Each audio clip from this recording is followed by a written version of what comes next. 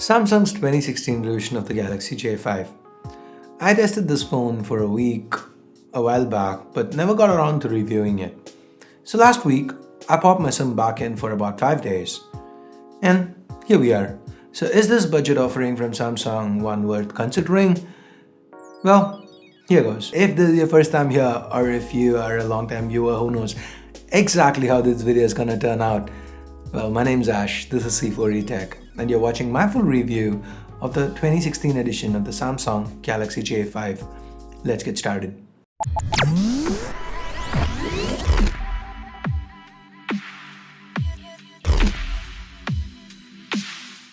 So let's start with the area where Samsung's made the most improvements, the build. The J5 now has chamfered metal to the sides, the back's still plastic but has a faux metal finish. This means the J5 doesn't feel cheap, actually feels kinda nice in hand. And though the display has grown by 0.2 inches, it still manages to remain optimized for single-handed usage. We have the power button to the right, nothing up top, meaning no secondary noise cancelling microphone.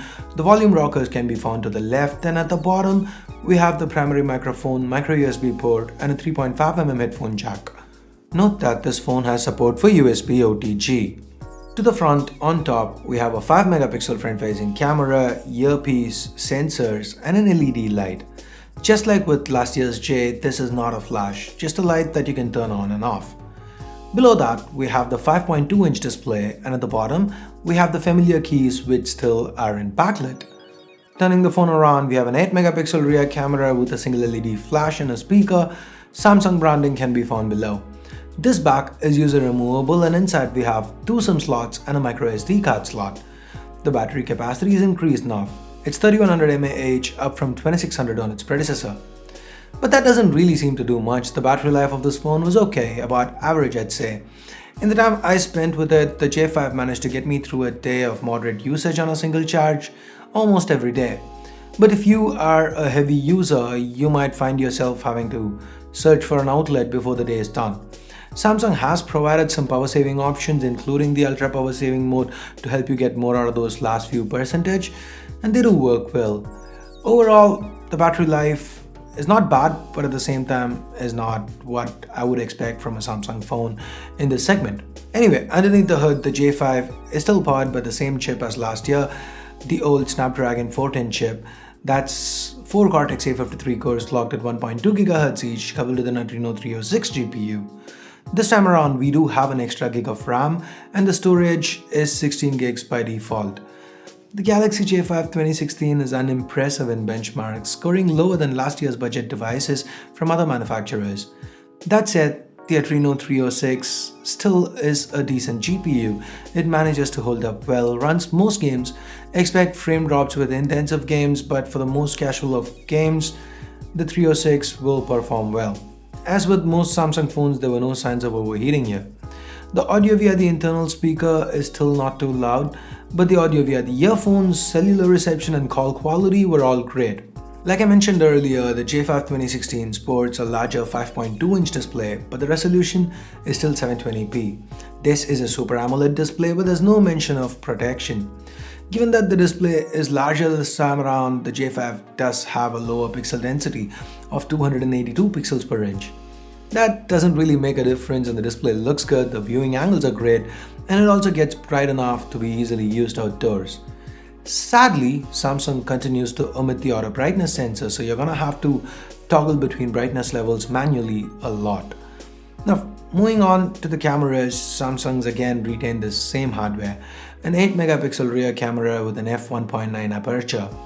This camera performs adequately under well-lit conditions, reasonable levels of detail, good contrast, nice shallow depth of field thanks to that wide aperture.